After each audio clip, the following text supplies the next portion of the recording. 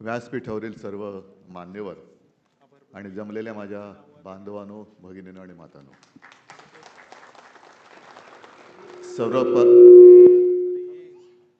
सर्वप्रथम गुरुपौर्णिमेच्या आपल्याला सर्वांना शुभेच्छा। आणि मला खात्री आहे की आपल्याला सर्वांना चांगले गुरु लाभले असावेत। याचं कारण मी असं कोणाचं नाव घेत नाही, पण गुरु लाभले नाहीत ते काय करतायत आपल्याला माहिती आहे। त्याच्यामुळे सगळे म्हणजे चांगले गुरु लाभणं हे फार महत्त्वाचं असतं आयुष्यामध्ये। मी मुळे साहेब आपल्याला खास धन्यवाद देतो, कारण तुम्ही हे एक धाडस दाखवलं या आत्ताच्या काळामध्ये। ठाकरे कुटुंबियांवरची पुस्तकं प्रकाशन करणं याला खूप मोठं धाडस लागतं ह्या काळामध्ये, ते तुम्ही दाखवलं। वाईरकरजी, तुम्ही रेषांचा नेमकेपण दाखवले, ज्वलंत रेषा, म्हणजे रेषा सुद्धा आग लावू शकतात, त्या कशा लावू शकतात आणि ती आग कशी भडकू शकते हे आपण सर्वांनी बघितलेलं आहे। हर्षल, तुमचं काही मी जास्त कौतुक करणार नाही, कारण तुम्ही घरचेच आहात, पण तरी मी का कौतुक करतोय की अत्यंत समर्पकपणे ते बाजू मांडत असतात। म्हणजे तुम्ही ॲडव्होकेट आहात हे आजच्या तुमच्या भाषणावरून कळलं। अत्यंत व्यवस्थित मुद्देसूद मांडणी, कुठेही फाफट पसारा नाही, नेमकेपण, अगदी आकडेवारी सुद्धा ज्या पद्धतीने ते मांडतात ते वाचणारा त्याला ते समजतंच, पण ज्याच्यामुळे ते प्रश्न निर्माण झालेले असतात ते सुद्धा कदाचित म्हणत असतात, हे मला आधी सांगितलं असतं तर प्रश्न निर्माण नसता झाला। फार उत्तम पद्धतीने तुम्ही हे सगळे विषय मांडत असता। आणि आज बऱ्याच दिवसानंतर मी काय बोलावं हा मला प्रश्न पडलाय, कारण आमचं कौतुक असं कधी एवढ्यात केल्याचं माझ्या तरी ऐकवत नाहीये। ठाकरे कुटुंब आणि कौतुक, आता तुमचं कौतुक आहे हा भाग वेगळा, मुलाचं नाव कुठे, हां, मग तुम्ही एक कौतुक केलं आमचं, तो भाग वेगळा, पण इतर कोणी आमचं कौतुक कधीच करत नाही। तरी देखील आम्ही ठीक आहे, जे काय आहे, जे देता येणं शक्य असेल ते देत असतो। या पुस्तकाची जेव्हा मी नावं पाहिली तेव्हा माझ्या लक्षात आलं, अरे हो, खरं आहे, मार्मिक प्रबोधनाचं शतक। म्हणजे माझ्याही लक्षात नाही आलं की प्रबोधनकारांना प्रबोधनकार का म्हणतात, तर त्यांनी त्या काळात 100 वर्षापूर्वी जे एक पाक्षिक सुरू केलं होतं प्रबोधन, किती साली, 1921, आता 2026, म्हणजे 100 वर्षापूर्वी त्यांनी ते पाक्षिक सुरू करण्याचं धाडस केलं होतं। आणि नुसतं धाडसच नाही, तर त्यातनं जे काय विचार, म्हणजे विचारांच्या ठिणग्या त्या काळात त्यांनी ज्या काही मांडल्या, समाजात पेरल्या,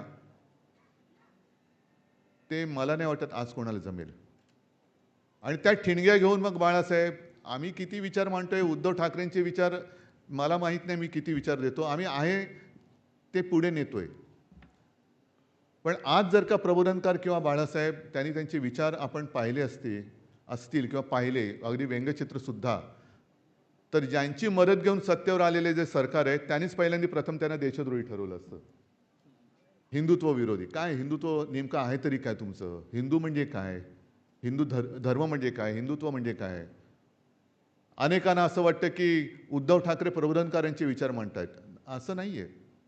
शेवटी विचारधारा एकच आहे, प्रबोधनकारांचे विचार, बाळासाहेबांचे विचार, माझे विचार, आदित्यचे विचार, याच्यात बदल होऊ शकत नाही। पण नेमकं काळाप्रमाणे काही गोष्टी बदलाव्या लागतात, भाषाही बदलावी लागते। ज्या वेळेला मी राजकारणाची सुरुवात केली, प्रत्यक्ष मैदानात उतरलो, तेव्हा माझ्या मुलाखती घेतल्या गेल्या। मला तेव्हा पहिला प्रश्न हा ठरलेला होता की बाळासाहेबांची भाषा, तसे तुम्ही बोलत नाही, म्हटलं मला बोलताच येत नाही। म्हणजे तरी मी पंतप्रधान नाही हा भाग वेगळा, पण बोलता येत नाही हे मी मान्यच केले। पण बाळासाहेबांची भाषा जी होती, प्रबोधनकारांची जी काय भाषा होती, ती भाषा त्या काळाची गरज होती। आणि मग मी त्यांना उदाहरण दिलं, जसं एखादा शिल्पकार असतो, तो दगड घेतो आणि त्याला छिन्नी हातोड्यांनी घण घालून किंवा टाके मारून त्याची सुंदर मूर्ती घडवतो। ते काम माझ्या वडिलांनी आणि माझ्या आजोबांनी केलेलं आहे। आज सुद्धा मी घडलेल्या मूर्तीवरती छिन्नी हातोडा घेऊन बसलो तर तुम्ही म्हणाल काय वेडा आहे, म्हणजे तुम्ही जे म्हणालात ना, एक जो माणूस राहिलाय तुम्ही दुसरा राहिलो असतो की वेडा आहे, ह्याच्या वडिलांनी आणि आजोबांनी मूर्ती घडवली आणि हा अजूनही त्याच्यावरती घण घालत बसलेला आहे. नाही, मूर्ती घडलेली आहे, तिची आता फुलं वाहून पूजा करायची आहे, ती काळाची गरज आहे. पण जर का ती मूर्ती मोडायला कोण आलं तर मूर्तीच्या ऐवजी त्याच्यावरती घण घालणं हे माझं काम आहे आणि ते मी घालत बसणार. मूर्ती भंजक म्हणजे मूर्तीपूजक आणि असं नाही आहे, पण चांगलं घडलं आहे, समाज घडला आहे. मूर्ती म्हणजे काय, चांगला समाज.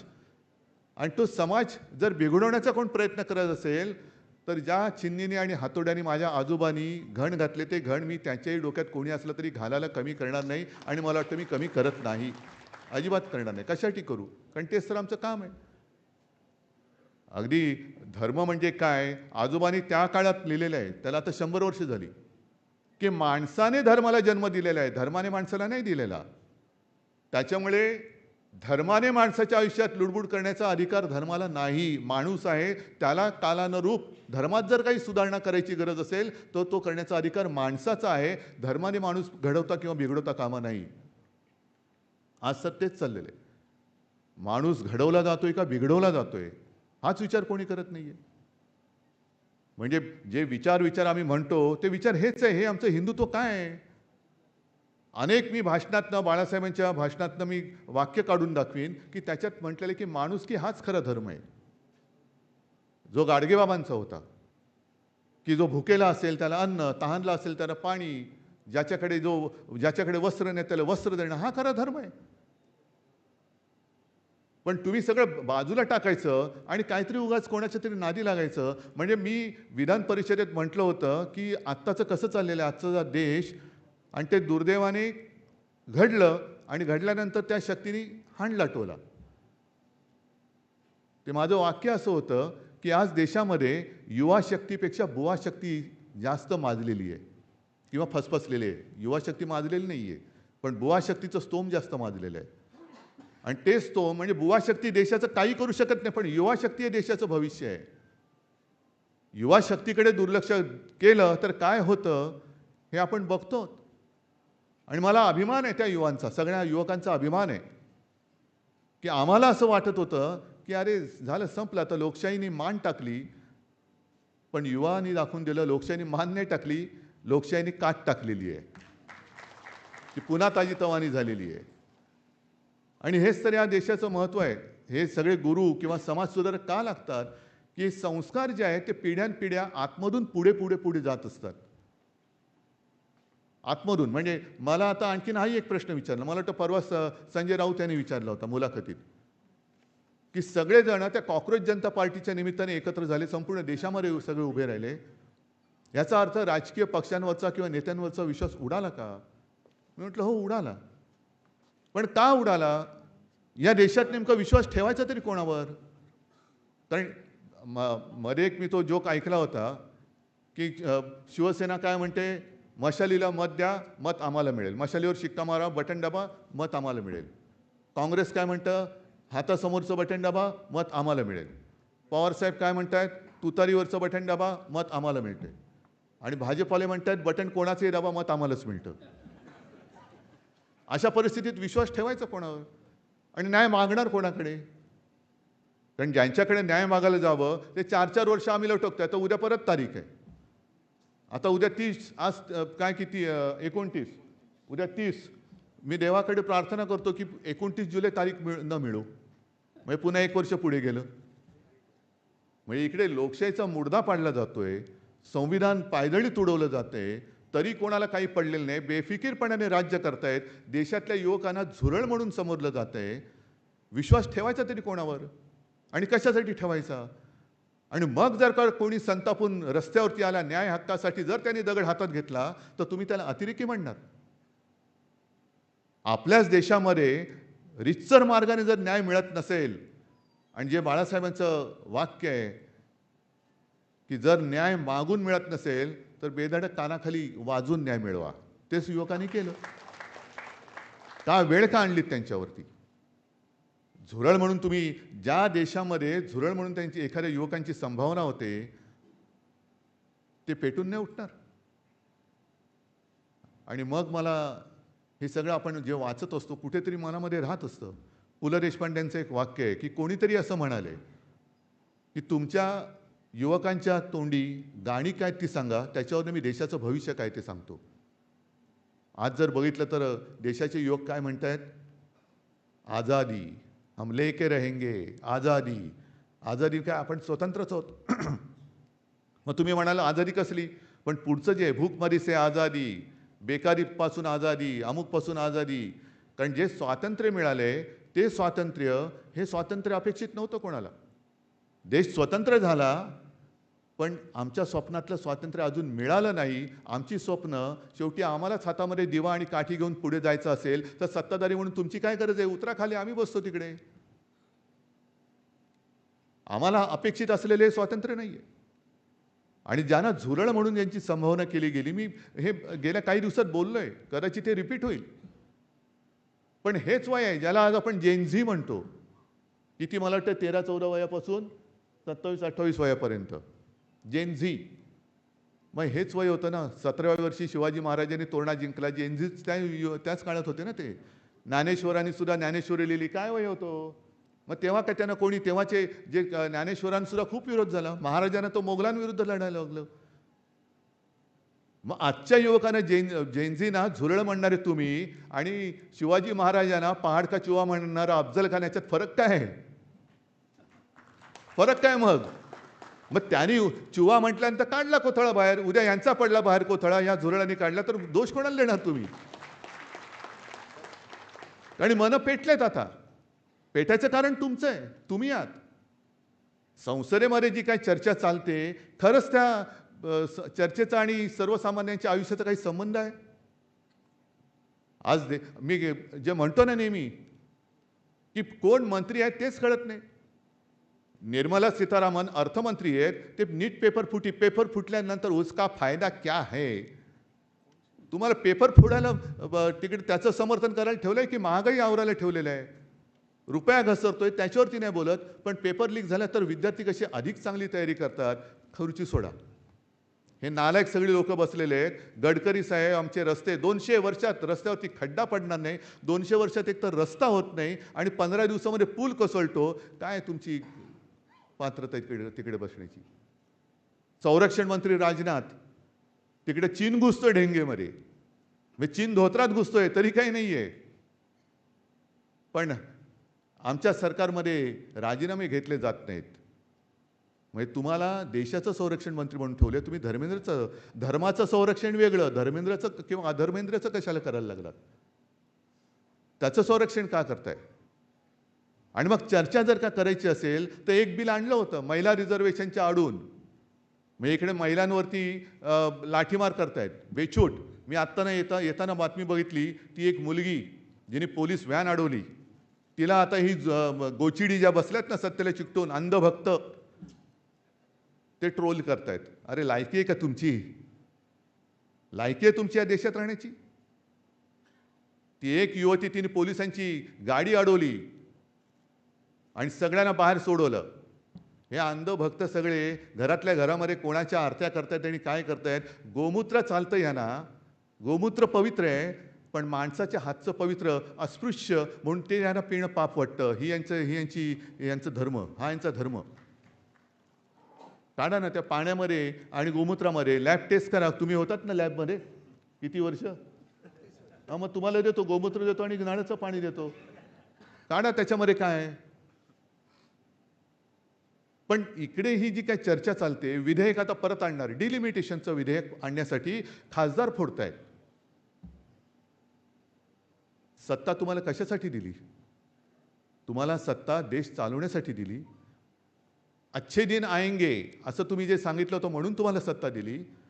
तर ते काम बाजूला ठेवून तुम्ही तुमचे सगळे मंत्री त्यांना सगळा लवाजमा देऊन तुम्ही आमचे पक्ष फोडण्यामध्ये वेळ घालवते का? कारण आम्हाला घटना बदलायचे, 2/3 बहुमत पाहिजे, नवीन विधेयक आणायचे. आणा विधेयकं चांगली आणा. जो तरुण रस्त्यावर उतरलाय त्याचं समाधान होईल असं विधेयक आणा. बरं, हे डिलिमिटेशनचं विधेयक आणल्यानंतर काय होणार? आज जे 550 खासदार आहेत ते 800-850 होणार. बरोबर? खासदार वाढतील, पुढे काय होईल? बोलायला देणार तुम्ही तेवढ्या?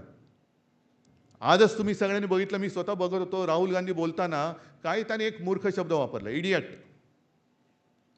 तो असंसदीय आहे, काढून टाका. त्यांना बोलूच देत नाहीत. इतर कोणी आम्हाला सुद्धा शेवटी सदस्य संख्या किती आमची होती, तुम्ही फोडलीत. त्या सदस्य संख्येनुसार तुम्ही बोलण्याचा वेळ ठरवता. ठेवा ना, ज्याला जे बोलायचे अगदी वाह्यात बोलू नका, अजिबात नाही. पण बोलायचं ते एवढं नेमकेपणाने बोलायला त्याला वेळ तर द्या. ती वेळ नाही देणार. मग 550 लोकांना तुम्ही बोलायला वेळ देऊ शकत नाही, तिकडे 850 लोक आली तर वेळ कशी देणार तुम्ही? आणि माझं स्पष्ट मत आहे, खासदार वाढवण्यापेक्षा ह्या युवकांच्या रोजगाराच्या संध्या वाढवून दाखवा. युवकांची रोजगाराची संधी वाढवा, तर तुम्ही खासदार किती वाढले डिलिमिटेशन करण्याची गरज नाही. लोक हेच युवक तुम्हाला डोक्यावर घेऊन नसतील, पण त्यांच्याबद्दल काही बोलायचं नाही. ह्याचं कारण असं की आत्ताचं हे सरकार आहे, तुम्ही बोललात ना, मला वाटतं ज्ञानेशजी, वापरा आणि फेका. त्यांना वाटलं उद्धव ठाकरेला पण असंच नाही, पण उद्धव ठाकरे तुम्हाला गाडल्याशिवाय स्वस्त नाही बसणार. पण हे किती ह्यांची म्हणजे काय, त्याला शब्दच आता कोणता वापरावा कळत नाही. राजकीय पक्षांसुद्धा घेतात, वापरतात आणि फेकून देतात. स्वतःचं काम झालं की फेकून देतात. आणि रामाला सुद्धा तुम्ही वापरून फेकून दिलंय. ज्या रामाच्या नावावरती तुम्ही सत्ता मिळवली, त्या रामाचं मंदिर लुटता तुम्हाला लाज नाही वाटत? आणि तरी तुम्ही हिंदू, आणि आम्ही मुद्दे काढले तर बघा याने हिंदुत्व सोडलं. मग तुम्ही काय सोडलं? आधी नेसलं काय होतं? आधीच तुम्ही लाज लज्जा शरम सोडली होती, त्याच्यात आणखीन फरक काय पडतोय? पण हा जो सगळा प्रकार चाललेला आहे, तिकडे मग हे आमचं घराणं, आमची घराणेशाही, हो माझी घराणेशाही तर घराणेशाही, पण घराण्याची परंपरा आहे आणि जिचा मला अभिमान आहे. आणि आमच्या घराण्याचा इतिहास किमान 100 वर्षाचा हा ऑन रेकॉर्ड आहे. त्यांच्या घराण्याचं काय? कुठून आलात? नक्की कोणत्या स्टेशनवर चहा विकत होतात? म्हणजे ह्याचं काही नाहीये, आगापिछा काही नाहीये आणि जबाबदारी काही नाहीये. मेरा क्या, मैं झोला लटका के निकल जाऊंगा, देश का क्या होगा? तुमचं ठीक आहे. पण ह्या सगळ्या वातावरणामध्ये म्हणून मी म्हटलं की कौतुक ऐकणं आणि ठाकरे कुटुंब, कौतुक आणि ठाकरे कुटुंब ह्या कदाचित 2 विरुद्ध दिशेच्या 2 गोष्टी आहेत. कारण आम्ही हे जे नाही पटत, अन्यायाला आणि ढोंगावरती लाथ मार, हे जे काय आमचं कर्तव्य आहे, ते कर्तव्य बजावत आम्ही पुढे चाललेलो आहोत. आम्ही गुरु नाही आहोत. पण जे सत्य असेल, जे योग्य असेल, त्याच्यासोबत खांद्याला खांदा लावून चालणारं हे आमचं कुटुंब, ही आमची ही शिवसेना आहे. आणि म्हणून हर्षल, तुम्हाला मी खास धन्यवाद देतो, कारण हे सगळं संकलन करणं हे खूप मोठं काम तुम्ही केलेलं आहे. वाईरकरजी, तुम्हाला सुद्धा धन्यवाद देतो, कारण तुम्ही त्यावेळेला बाळासाहेबांचं काय झालं, एक सरत्या काळामध्ये बाळासाहेबांची एक खंत होती की अरे माझं व्यंगचित्रकार म्हणून ओळख, आणि त्यातून ते फटकारे पुस्तक जन्माला आलं. पुस्तकाचं नाव काय ठेवायचं, तर बाळासाहेबांनी सांगितलं फटकारे. पण ते फटकारे म्हणजे कसं, नुसतं रक्तबंबाळ करणारे नाही. म्हणजे ह्याच्यात सुद्धा परत मी माझ्या आजोबांचं सांगतो की आता हे सत्ताधारी आणि विरोधी पक्ष, आपल्या देशात काय झालेलं आहे, सत्ताधारी आहे तो जनतेचा विरोधी पक्ष असतो, आणि विरोधी पक्ष आहे तो जनतेसाठी सत्ताधारी पक्ष असतो, कारण तो त्याची बाजू घेऊन लढत असतो. आम्ही सत्तेत असलो काय आणि नसलो काय, आम्ही आपल्या जनतेसोबतच असणार, जनतेसोबतच असणार नेहमी. पण आजोबाजी सांगायचे की जरूर टीका करायला पाहिजे, जे पटत नाही. म्हणजे आजोबांनी सुद्धा अगदी छत्रपती शाहू महाराज आणि माझे आजोबा यांचं चांगलं सख्य होतं, म्हणजे खूप चांगले संबंध होते. पण जे त्यांना आजोबांना पटलं नाही, तेव्हा त्यांना सुद्धा त्यांनी सांगितले की हे योग्य नाही. म्हणजे त्यांनी त्यांच्या भाषेत त्यांच्यावरही टीका केली होती. पण टीका केल्यानंतरही दोघांचे संबंध चांगले राहिले होते. हे वैशिष्ट्य होतं. याला माणुसकी म्हणतात की अरे ठीक आहे, हे माझं चुकलंय, चूक दाखवतो तो खरा मित्र असतो, की हे तू चुकतोयस, हे करू नकोस. आम्ही सांगायचा प्रयत्न केला, पण ते आपले त्यांना गडकरी साहेब मंत्री म्हटल्यानंतर खड्ड्याशिवाय दुसरं काय त्यांच्या नशिबी येणार भाजपच्या, आम्ही काय करू शकतो त्याला. पण टीका ही अशी असली पाहिजे की ज्याच्यावर टीका करतोय त्याला कळलं पाहिजे की अरे हे नाही, खरंच माझं चुकलंय. नुसतं रक्तबंबाळ करणं म्हणजे टीकाकार नाहीये. वाटेल नेहमी टीकाच, म्हणजे विरोधातच लिहिणं, विरोधातच बोलणं म्हणजे टीका नाही. जे अयोग्य, योग्य आणि अयोग्य हे फार महत्त्वाचं आणि ते नेमकेपण हेरून मग तुम्ही रेषेतनं करा, शब्दातनं करा. जसं आता इकडे प्रभाकर वायरीकर आहेत, प्रशांत कुलकर्णी आहेत, रोज त्यांची सुद्धा कार्टून रोज बघत असतो आपण. अनेक आणखीन सुद्धा काही व्यंगचित्रकार इकडे आले असतील, काही संपादक आहेत. कोणाच्या हातात जे काय असेल, ज्याच्या हातात लेखणी आहे तो लेखणी, ब्रश असेल तो ब्रश घेऊन सगळे प्रबोधनाचं तुम्ही काम करतायत. म्हणजे आत्ताच्या काळातले सगळे हे प्रबोधनकार आहेत. हे आत्ताच्या काळातले प्रबोधनकार आहेत. आणि तुम्ही सगळेजण, मला असं वाटतं, जे ज्ञानेश तुम्ही सांगितलं आणि तुम्ही सुद्धा त्यातलेच आहात, हातातला दिवा, जिकडे दिव्याची गरज असेल, अंधार असेल, तिकडे प्रकाश पाडला पाहिजे. आणि स्वापद असेल तर ते नाठाळ्याच्या माथी काय, तसं तुमचा ब्रश, कुंचला काय असेल ते हाणा आणि सगळे नाठाळ जे समाज बिघडवत आहेत त्यांना गारद करून टाका. आणि त्याचं तुम्ही ते कराल ही अपेक्षा व्यक्त करतो. आपल्याला सर्वांना धन्यवाद देतो. जय हिंद, जय महाराष्ट्र.